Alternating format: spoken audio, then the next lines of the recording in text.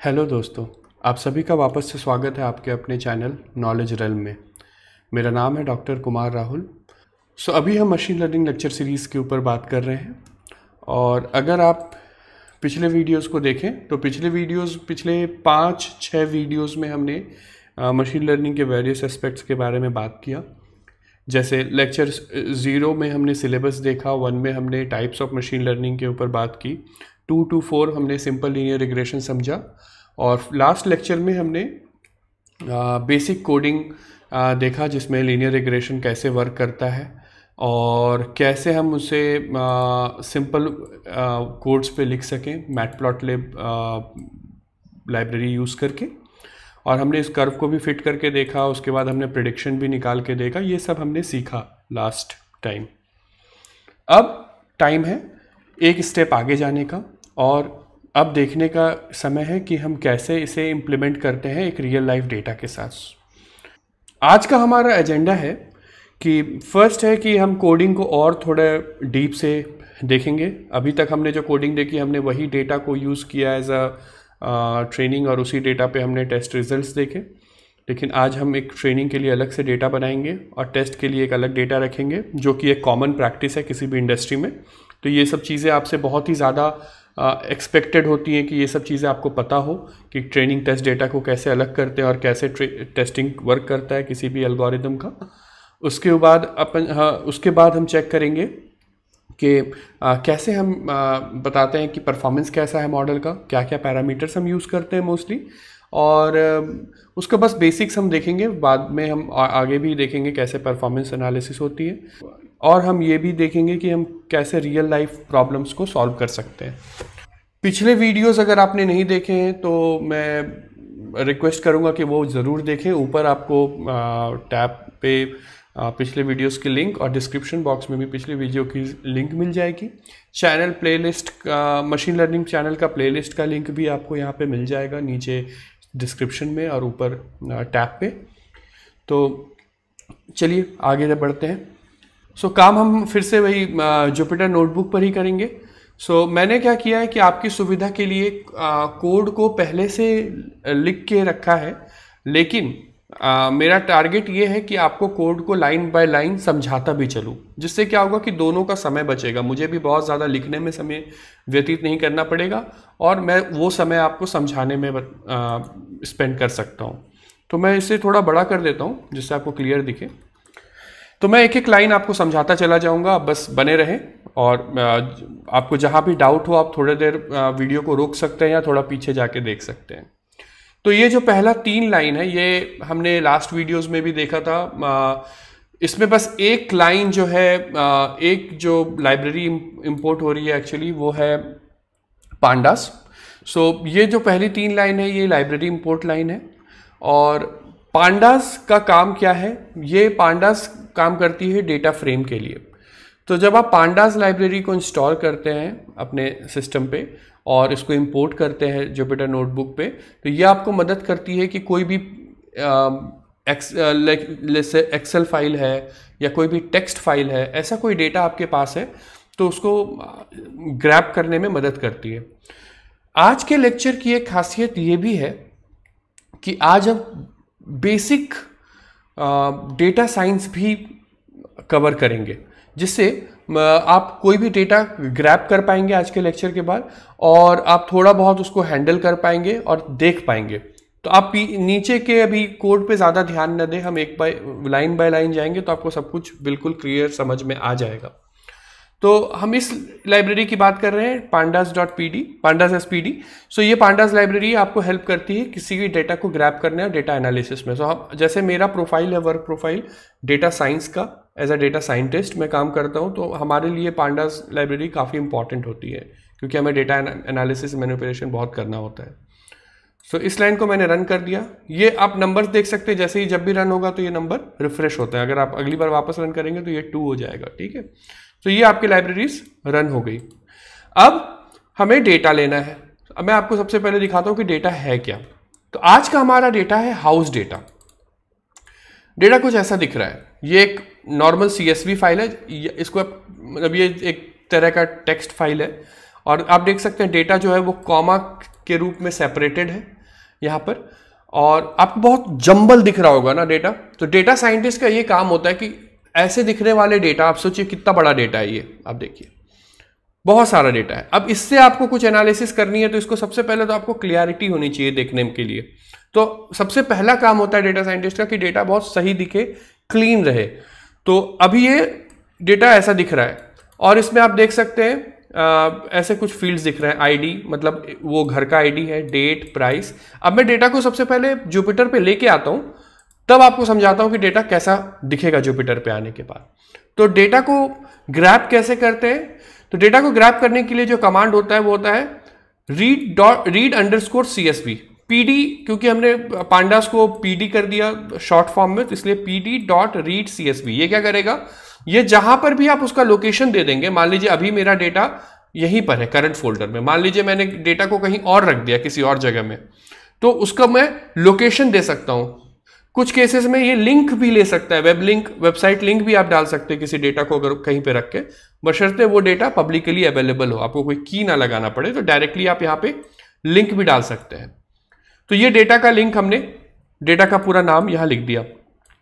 ये है सेपरेट, मतलब सेपरेटेड कैसे है डेटा। वैसे पांडास के केस में डेटा का सेपरेशन कॉमा के फॉर्म में बाय डिफॉल्ट होता है, बट मैंने यहां पे कॉमा इसलिए लगा दिया है कि अगर कल को आपको डेटा इस फॉर्म में मिले कि कॉमा की जगह टैब का स्पेस हो या सिर्फ स्पेस हो, तो वहां पे आप इस जगह पे चेंज कर सकते हैं। अगर सिर्फ स्पेस है तो सिर्फ इसको ऐसा लिख सकते हैं, अगर टैब स्पेस है तो इसको /t लिख सकते हैं। तो इस तरह से आप इसको चेंज कर सकते हैं जिससे आपको डेटा क्लियर दिखे। अब हम दो चीजें प्रिंट कर रहे हैं यहाँ पे, डेटा का शेप, कि डेटा का शेप क्या है, कितना डेटा है हमारे पास, और हेड मतलब पहला 5 रो डेटा का, जिससे हम इसको आसानी से देख सके। मैं दिखाता हूं ये कैसा दिखेगा। सो आप देख सकते हैं ये डेटा है हमारे पास 21,613 रो वाला, मतलब टोटल 21,613 डेटा अवेलेबल है इसके अंदर। एक अच्छा खासा एक बड़ा डेटा है। मैं चाहता था आपको एक बड़े डेटा पे, एक रियल डेटा पे काम करके दिखाऊं। तो एक रियल डेटा है, मैंने पब्लिक डेटा सेट से उठाया है। अगर आपको डेटा सेट का लिंक चाहिए होगा या डेटा सेट चाहिए होगा तो मुझे कमेंट बॉक्स में लिखें, मैं आपको भेज दूंगा। अब यहां पर आप देखें कि यहां पे एक ये है आईडी, ये प्रॉपर्टी आईडी। हर घर का एक आईडी है, मान लीजिए घर है तो उस घर का एक आईडी है। ये है डेट, मतलब उस आईडी, मतलब वो घर कब का बना हुआ है या कब किस दिन से उसका लीज का टाइम शुरू हुआ है। ये है उस घर का प्राइस, जैसे आप देख सकते हैं यहां पे 2,21,900। सो ये प्राइस है। उसके बाद ये है नंबर ऑफ बेडरूम, कि कितने बेडरूम है, number of bathroom, living area का स्क्वायर फीट का साइज, लॉट, पूरे लॉट का स्क्वायर फीट। तो आप देख सकते हैं जैसे लिविंग एरिया इतना है तो ये आपका हो गया फ्लोर एरिया और ये हो गया पूरा लॉट। उसके बाद कितने फ्लोर है, मतलब उस बिल्डिंग में या जहां पे ये है उस बिल्डिंग में कितने फ्लोर है, या वो घर कितने फ्लोर का है। ठीक है, यहां पे इस केस में ये घर कितने फ्लोर का है ये मान के चल रहे हैं हम यहां पे। ठीक है, उसके बाद वाटर फ्रंट, सामने कोई पानी है या नहीं, इस तरह के बहुत सारे हमने इसमें टोटल 21 किस्म के कॉलम है, जिसमें कि एक कॉलम आप हटा दें, ये 2 कॉलम हटा दें तो 19 तरह के फीचर्स हैं अलग अलग। जिप कोड, लैट, लॉन्ग, मतलब इसका कहां पर, अगर आप गूगल में देखें या कहीं किसी मैप पर देखें तो कहां पर आपको इसका लोकेशन दिखेगा। उसके बाद लिविंग एरिया का साइज क्या है, लॉट का साइज क्या है, इस तरह से मैंने ये एक पूरा डेटा सेट यहां पे इंक्लूड कर दिया। ठीक है, चलिए थोड़ा सा देखते हैं कि ये कमांड्स क्या करते हैं। अगर मैं बस थोड़ा सा कमांड के साथ खेलते हैं कि आपको क्लियर समझ में आ जाए। अगर मैं सिर्फ ये कॉमा नहीं लेता और सिर्फ यही ले लेता, आप देख सकते हैं कि तब भी ये वर्क करता। मैंने इसलिए बताया कि आपको कॉमा मैंने इसीलिए लिया क्योंकि अगर मान लीजिए कल को कोई दूसरा स्पेस हो तो वो भी आपको क्लियर समझ में आए। अब बात करें ये शेप की, तो शेप सिंपल आपको शेप प्रिंट कर देता है कि कितने रो है, कितना कॉलम है।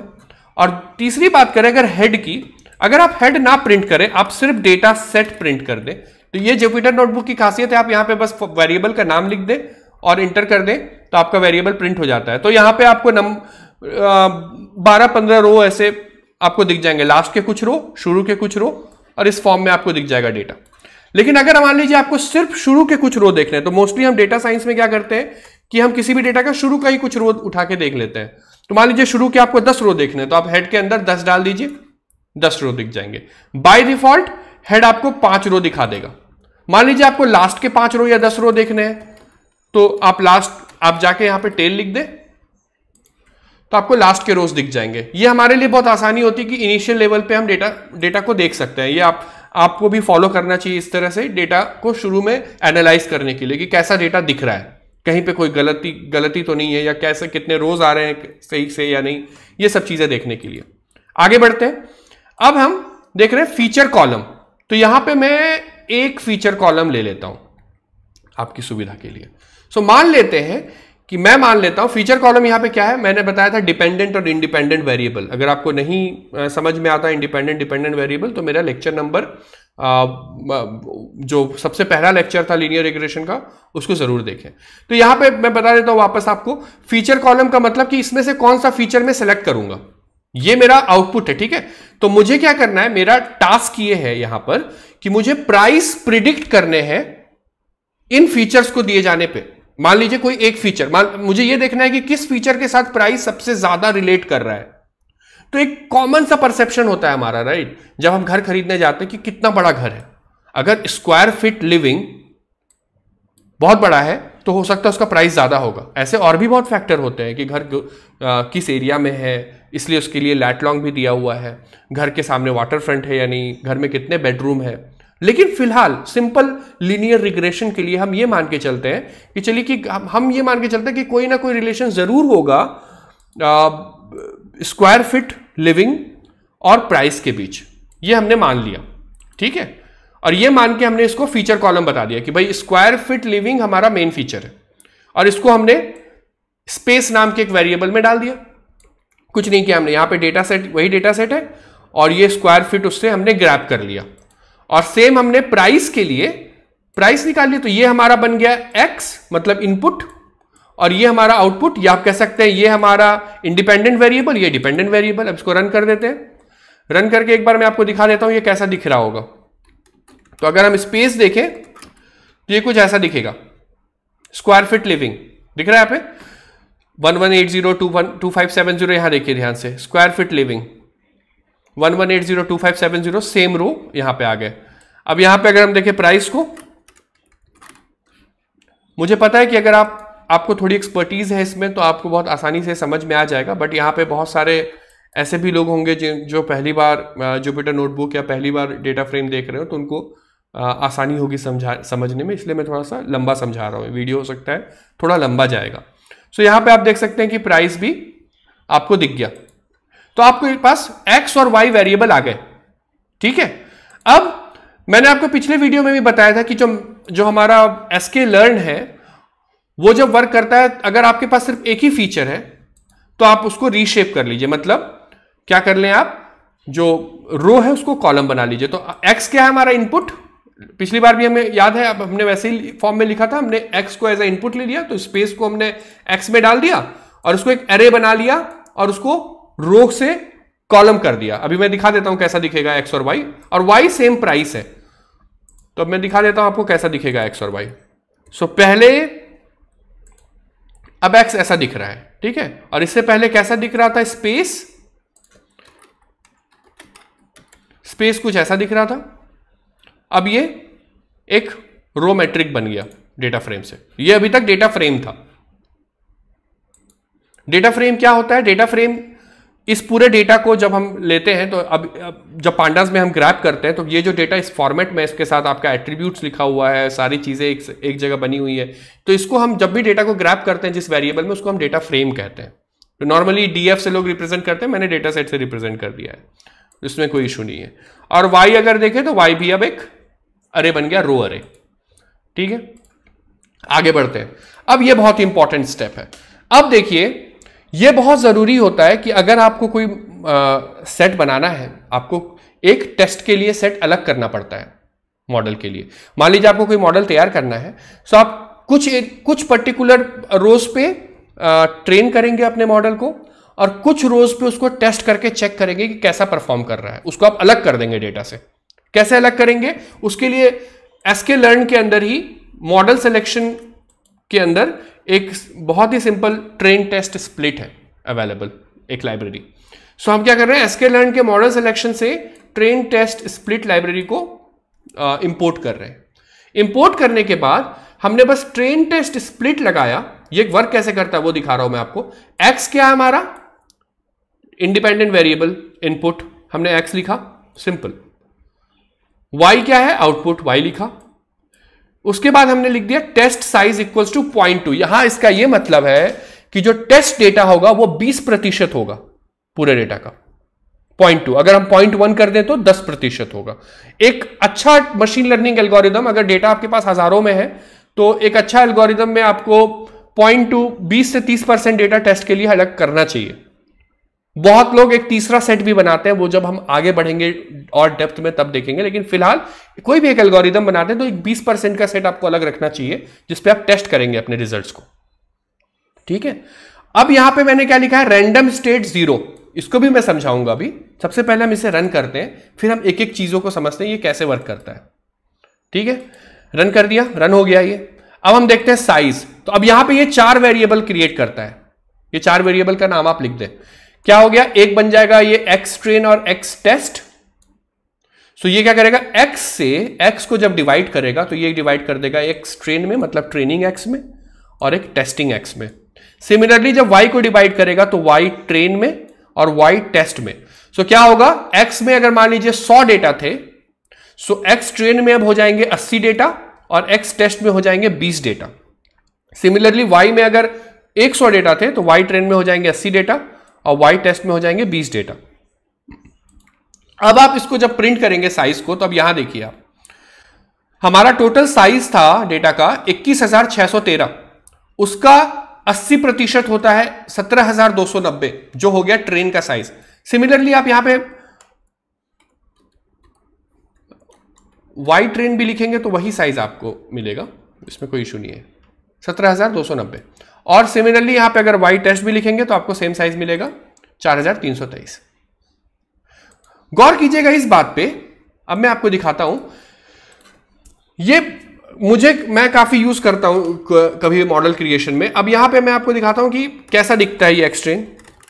अभी मान लीजिए कि मैंने यहां पे क्या किया, मैंने कि रैंडम स्टेट 0 कर दिया। इसका मतलब यह है कि अभी मैं इसको अगर, मतलब इसमें रैंडमाइजेशन बंद है, मतलब हर बार जब मैं इसको रन करूंगा तो सेम आउटपुट आपको मिलेगा।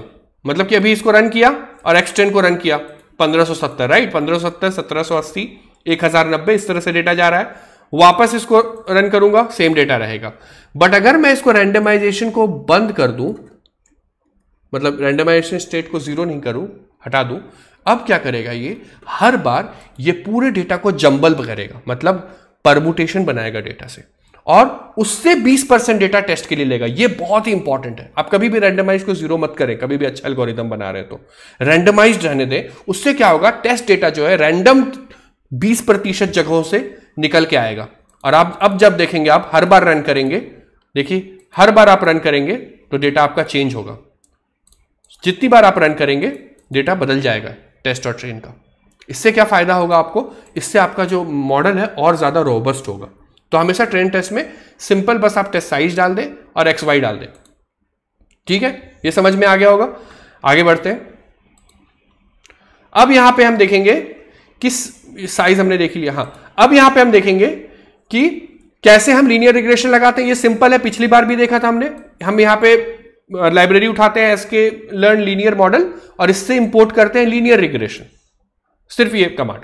और रिग्रेसर मतलब जो भी वेरिएबल है रिग्रेसर उसमें लीनियर रिग्रेशन डाल देते हैं और उसको फिट कर देते हैं, रिग्रेसर डॉट फिट। ये लास्ट टाइम भी किया था हमने, राइट। अभी आपको दिखा देता हूं, सेम काम किया था। वहां पे हमने फंक्शन के नाम रखा था इससे लीनियर रिग्रेशन, फिट किया था, प्रिडिक्ट किया था। यहां पे भी क्या किया हमने? फिट कर दिया रिग्रेसर को एक्स ट्रेन और वाई ट्रेन पे। अब ये रिग्रेसर फिट हो गया। अब रिग्रेसर वेरिएबल जो होगा ये अब ट्रेन हो चुका है एक्स और वाई से। किस मॉडल पे ट्रेन हुआ है? लीनियर रिग्रेशन पे। अब जो ट्रेन हुआ है, अगर मुझे चेक करना है कि भाई ट्रेन क्या हुआ, देखे जरा कितना ट्रेन हुआ है। सो मैं क्या कर सकता हूं कि कुछ रैंडम वैल्यूज रख सकता हूं। मैंने यहां पे 2 वैल्यू रखे, आप यहां पे 1 वैल्यू रखे। मान लीजिए मैं बोलूं कि मेरे पास 1000 स्क्वायर फीट का घर है। क्योंकि यहां पे आपको याद होगा, अभी मैंने बताया था कि एक ही वेरिएबल था, इसलिए मैंने इसको रीशेप कर दिया कॉलम में। ये अगर मल्टीपल वेरिएबल होगा तो ये सब करने की जरूरत नहीं होगी, आप सीधा वैल्यू रख सकते हैं। और यहां प्रेड रखा और रिग्रेसर डॉट प्रिडिक्ट कमांड जो पिछली बार भी हमने यूज किया था उसमें 1000 फीड कर दिया कि चलिए हम मान लेते हैं कि 1000 स्क्वायर फीट का घर है, तो आप प्रिडिक्ट करके बताओ कि प्राइस क्या होगा। तो प्राइस बता रहा है 23,427, सॉरी 2,34,527। यहां अगर हम देखें स्क्वायर फीट लिविंग में, सो 1000 के आसपास, अगर देखिए ये भी 1000 के आसपास स्क्वायर फीट है, बट एग्जैक्ट 1000 नहीं है, तो आसपास प्राइस है देखिए 2,21,900। तो यहां पे भी लगभग आपको देखिए 2,34,527 के आसपास का प्राइस प्रिडिक्ट करके बता रहा है। आप यहां पे वैल्यू को चेंज कर ले। मान लीजिए मैं वैल्यू को रखता हूं 2000, मैं यहां पे मान लीजिए कि और भी वैल्यू फीड कर देता हूं 1500, 2-3 वैल्यू फीड कर देता हूं कि देखो कि क्या वैल्यू आ रहा है। तो 2000 अगर आपका स्क्वायर फीट है तो आपका जो वैल्यू आ रहा है प्रेडिक्ट मॉडल के हिसाब से वो आ रहा है 5,18,000। और 15,000 अगर स्क्वायर फीट है तो जो प्राइस आ रहा है वो आ रहा है 3,76,000। मॉडल आपका ट्रेन हो गया है, ये आपको दिख रहा है रिजल्ट। अब देखते हैं इस मॉडल का परफॉर्मेंस कैसे देखेंगे। हम इसको सबसे पहले हमें लगाना पड़ेगा सेम चीज को टेस्ट मॉडल पे। एक्स टेस्ट में हमारा सारा टेस्ट सेट है, उसमें लगाने के बाद जो रिजल्ट आएगा उसको हम स्टोर कर देंगे वाई प्रेड में। तो वाई प्रेड क्या रखेगा, अब वाई प्रेड एक्स का सारा रिजल्ट रखेगा। ठीक है, एक बार हम इस डेटा को अब विजुअलाइज कर लेते हैं। विजुअलाइज कैसे करेंगे, सिंपल जिसे पिछली बार किया था, स्कैटर प्लॉट, एक्स ट्रेन और वाई ट्रेन को एज ए इनपुट यहां पे डालेंगे। सो ट्रेन वैल्यूज को सबसे पहले हम ट्रेनिंग सेट को विजुअलाइज कर रहे हैं और कलर हमने रख दिया रेड। उसके बाद प्लॉट करेंगे हम एक्स ट्रेन, स्ट्रेट लाइन जो प्लॉट किया था पिछली बार, आपको अभी भी अगर याद नहीं हो तो मैं एक बार फिर से दिखा देता हूं। ये जो स्ट्रेट लाइन हमने प्लॉट किया था पिछली बार, तो यहां पे हमने एक प्लॉट बनाया था, एक स्कैटर बनाया था, राइट। स्कैटर में हमने एक्स वाई वैल्यू रखा था, प्लॉट में हमने जो भी कलर रखना था और प्रिडिक्टेड वैल्यू रखा था। सो यहां पे हम ट्रेनिंग डेटा प्लॉट कर रहे हैं तो हम ट्रेनिंग का प्रिडिक्शन रखेंगे। सो एक्स ट्रेन और ट्रेन का प्रिडिक्शन क्या है, सो एक्स ट्रेन को प्रिडिक्टेड मॉडल में डाल दिया हमने, रिग्रेसर डॉट प्रिडिक्ट, यही किया ना हमने। यहां भी यहां हमने टेस्ट को डाला था, हमने यहां ट्रेन को डाल दिया। सो ये प्रिडिक्ट कर देगा और लाइन का कलर कर दिया ब्लू और टाइटल रख दिया मैंने visuals for training data set, space और प्राइस एक्स में। अब इसको देखते हैं कैसा दिखेगा। ये कुछ ऐसा दिखेगा, देखिए आपको वाई एक्सिस में दिखेगा प्राइस, एक्स एक्सिस में दिखेगा स्पेस, कितना स्क्वायर फीट है लिविंग का, यहां पे वही है ना स्पेस, और ये आपको दिखेगा ब्लू वाला लाइन जो लीनियर रिग्रेशन मॉडल फिट हुआ है इस पे, और ये पूरा डेटा स्प्रेड दिख रहा है आपको। एरर कैसे निकालेंगे, एरर आप एक एक से निकालते हैं जैसे हमने पिछली बार बताया था, अभी उसकी जरूरत नहीं है। चलिए अब टेस्ट डेटा को एनालाइज करते हैं, टेस्ट डेटा को विजुअलाइज करके देखते हैं। यहां पे हम क्या करेंगे, डेटा की जगह एक्स टेस्ट वाई टेस्ट रखेंगे। यहां पे हमने क्या रखा है, एक्स ट्रेन वाई ट्रेन। थोड़ा छोटा कर देता हूं आपके लिए कि आपको क्लियर दिखे। हाँ, तो यहां पे एक्स ट्रेन वाई ट्रेन रखा है, एक्स टेस्ट वाई टेस्ट रखेंगे, कलर हमने रेडी रखा है। अब यहां पे हम स्ट्रेट लाइन, यही सेम स्ट्रेट लाइन फिट करेंगे क्योंकि यही स्ट्रेट लाइन इसने रीड किया है। तो एक्स ट्रेन और प्रिडिक्ट एक्स ट्रेन, यही स्ट्रेट लाइन पे तो इसने प्रिडिक्ट किया है, और देखेंगे कि कैसा दिख रहा है अभी हमारा स्ट्रेट लाइन। अब ये देखिए ये सेम स्ट्रेट लाइन है, बस डेटा चेंज हो गया है। बस इसका मकसद है आपको विजुअलाइज कराने का। अब देखते हैं कि परफॉर्मेंस कैसा दे रहा है ये। आपके पास क्या है, प्रिडिक्टेड वैल्यू वाई प्रेड, और ओरिजिनल वैल्यू क्या है, वाई टेस्ट, क्योंकि टेस्ट पे आपने लगाया है, राइट। सो प्रिडिक्ट, इसका परफॉर्मेंस के लिए फिलहाल मैंने बहुत ही सिंपल तरीका लिया है, sklearn से मैट्रिक्स। ये मैं बहुत यूज करता हूं नॉर्मली प्रिडिक्ट करने के लिए, और भी बहुत सारे फैक्टर होते हैं प्रिडिक्शन के, वो मैं धीरे धीरे हम लोग सीखेंगे। फिलहाल मैट्रिक्स। अब मैट्रिक्स में हमने तीन तरह के मैट्रिक्स यहां से निकाले हैं। Mean absolute error.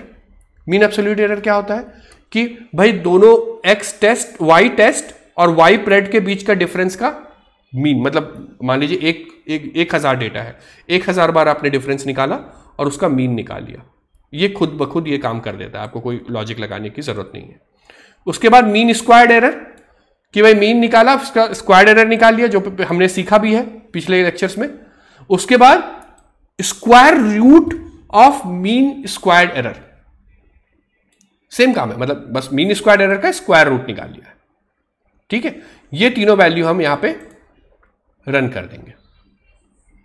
ठीक है, यहाँ इसको मैं डिलीट कर देता हूँ, ये मैं बस यहाँ पे कॉपी करके रख देता हूँ आपके लिए।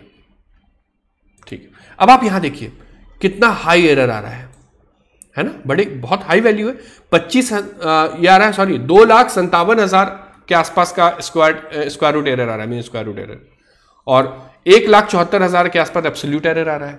ये 3 मैट्रिक काफी अच्छे होते हैं बताने के लिए कैसा परफॉर्मेंस है। तो क्या कर सकते हैं हम, हो सकता है ये हमने गलती कर दी हो कि भाई स्क्वायर रूट लिविंग शायद इसका करेक्ट एग्जाम्पल ना हो, मतलब हो सकता है कि भाई इससे ज्यादा इसका डिपेंडेंसी ना हो, दूसरे से ज्यादा हो। किससे? तो चलिए हम देखते हैं अब स्क्वायर फुट लॉट से। सो अगर लिविंग से नहीं है तो देखते हैं लॉट से कैसा इसका रिस्पॉन्स रहेगा। सो लॉट हमने यहां डाल दिया फीचर में, सेम चीजें हम वापस कर देंगे। आप चाहे तो ऐसा बार बार ना करने के अलावा आप यहां जा सकते हैं सेल पे, ठीक है, तो आप यहां आइए, रन ऑल बिलो कर दीजिए, तो अपने आप नीचे के सारे रन हो जाएंगे। ओके, क्योंकि वापस आपको वही चीज दिखाने का कोई मतलब नहीं था, तो मैंने पूरा रन कर दिया। पूरा रन कर दिया तो देखिए अब आपका स्ट्रेट लाइन देखिए पिछली बार से थोड़ा सा झुका हुआ सा स्ट्रेट लाइन आ रहा है, राइट। सो अब आपका देखिए यहां पे ये आपका विजुअलाइज टेस्टिंग पे है और ये आपका एरर है। देखिए पिछले एरर को मैंने यहां स्टोर करके रख दिया था आपके लिए कि आप देख पाए। सो आप मिलाइए एरर को, देखिए हर एरर अब थोड़ा और ज्यादा हो गया है, देख पा रहे हैं आप, 17,000 से हो गया ये 23,000, सॉरी 1,74,000 से 2,30,000, 2,57,000 से 3,66,000। इसका मतलब जो पिछला प्रिडिक्शन था मेरा, मतलब जो मैंने सोचा था पिछली बार स्क्वायर फुट लिविंग, ये ज्यादा रिलेटेड है प्राइस से compare to square foot lot. ठीक है, सिमिलरली अगर हम चेंज करें, अब मान लेते हैं अपन अब हम चेंज करके कर दें बेडरूम,